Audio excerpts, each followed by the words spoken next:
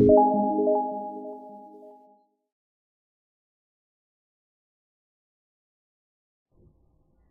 welcome back friends. So in previous video we have successfully wrote the code here, and in the previous video we were getting the error. Let me show you. If I scan a value, you can see here in the total and in the quantity it is not counting the product if I scan more than 2 times. Okay, so what is the problem and what is the error in our code? So simple, I just forgot here in you can see here in the text field of quantity, here I just need to pass a simple PID. Okay, now let's save and let's go on our file and refresh our POS.php, and let's try again. Cut this, and if I scan the product, I'm going to scan a soap. Okay, if I scan again second time, you can see here in the quantity is 2 now, because I scanned 2 times. Now I am going to scan again and third time the same product. You can see it in the total is 25 into 2 is equal to 50. Now let's scan again. Now you can see here 25 into 3 is 75. Scan again, and you can see here in a single row the quantity is 4 and the total is 100. Okay, and you can see here the stock quantity, then price, then quantity we are inserting, or we want to add a quantity in our row. Okay, so if I again scan the another product, I am going to scan other product.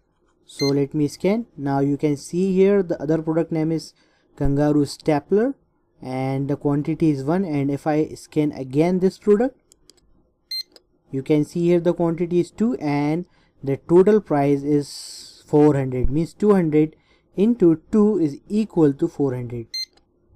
Now the quantity is 3 and 4 and 5 and 6. Okay, and now again I am going to scan other product, the third product. Let's see. Perfect. You can see here kangaroo stapler pens.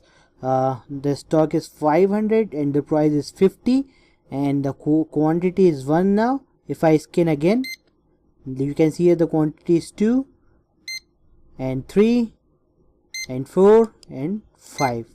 Perfect. So our code is working perfect here.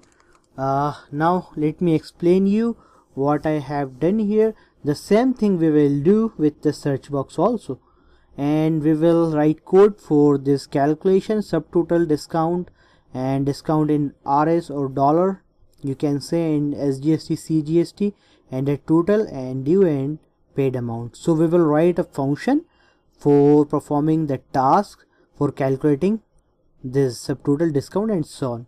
So now let me explain you what I have done in our code. And you can see here in the previous videos I wrote a simple AJAX request to get out or to fetch out the data from the database, and we have successfully shown the data in console. After that I wrote here the if condition. So what I have done in the if condition, you can see here in the previous video I have told you about the jQuery.inArray method. Here we are using a variable, and here we have passed the array, and it means if array does not return any index, okay, means if it returns the index -1, this means there is no value. Okay, if this array return any index greater than -1, then this means this index contains any value. So in this situation, in this if condition, we have wrote, you can see here, let me open this. I just created a variable which name is actual quantity, means QTY, and I just use here parse integer method, and I just use here QTY ID. So QTY ID is the class of this table TD. You can see here QTY. So QTY is the ID of this text field. You can see here quantity in our UI. Okay, So this QTY ID I am getting, I am using here. So what I am doing here, simple, here I am just adding the ID, means I am telling to the code a date ID we need to add 1. Okay, if the same barcode or same product is scanning or coming from the database. Okay, so if the same product is coming or scanning from the database, then it will count or it will increment the quantity by 1, you can see here, and the quantity will multiply by price. You can see here 25 multiply 4 is equal to 100. So here QTY underscore ID plus data and PID means we are adding plus data PID because we want to, we are telling to the ID of the row. Okay, and then here in value, because we are using text field, so here we have passed the actual QTY. Okay, so after that we have created a new variable which name is sell price, and again we pass int this variable, and I pass here actual quantity, means you can, and multiply by data and sell price. Okay, so it means the sell price you can see here 25, and you can see here in actual quantity we are getting the quantity, means 25 into 4 we are getting the value 100 in this sell price. Okay, and after this here we just use the sell price underscore IDD and plus data PID, and then I use here .html. So .html we use for the badges or label, and .value .val method we use for the text field. Okay, so you can see here we have created some hidden text fields. Let me show you in our total. So let me maximize the our editor, not the browser, and you can see here this is the span tag and the badge danger, and the class is total amount. Okay, and here the ID is sell price underscore ID. Okay, so this sell price underscore ID we use for the badge, and for the input you can see here sell price underscore IDD for the input. You can see here the input is hidden. Okay, so we are getting the value from the hidden input, not from the label or badges. You can see here the badges in a span tag. We use here the input hidden inputs for getting the value. If I give here the text, let me show you text instead of hidden, let me save, and you will see this input in our UI. If I refresh our file and if I scan again the product, you can see here the text field in the total. So this is the hidden input and this is the badges 25, you can see here in the right color. Okay, so from the hidden input we will get the value using of the ID of the hidden input, and by getting the value we will do some calculation or lots of calculation for our product or for our page. If I again scan, not in the text field, if I again scan, you can see here the hidden input means text field. Okay, so I hope you got the concept here. We used here the hidden text field for getting the value, because we can't get the value from the badge or badges. You can see here we use here the badges for showing the data in the row in colored form. Okay, you can see here the badge class we are using here, danger span tag we use here, and class badge danger and total amount. Okay, but from this ID of the badge ID we cannot get out the value for calculation.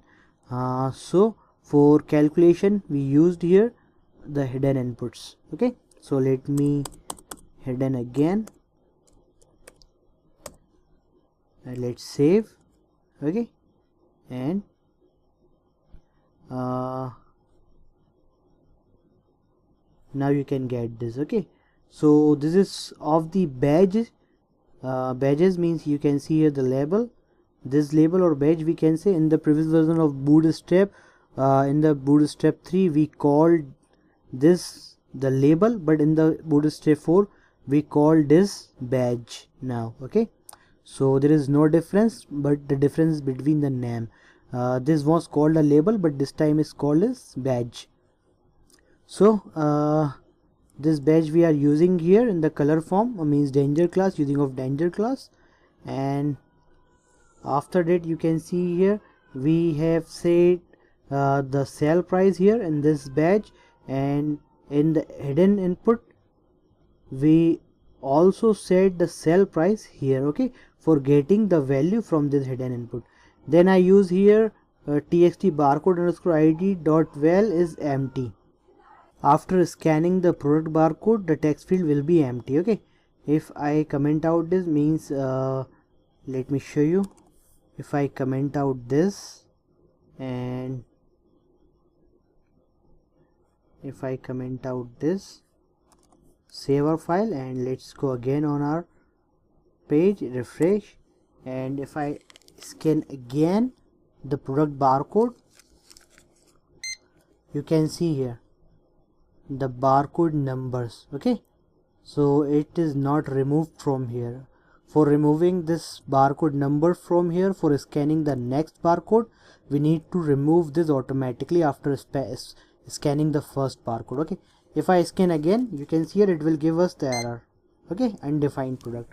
So that's why we have used this line here. So Control Z and remove this comment line, save again. Okay, and after that in else section you can see here we have created a function which name is addRow, and here we have passed 5 parameters, PID, product, sell price, stock and barcode.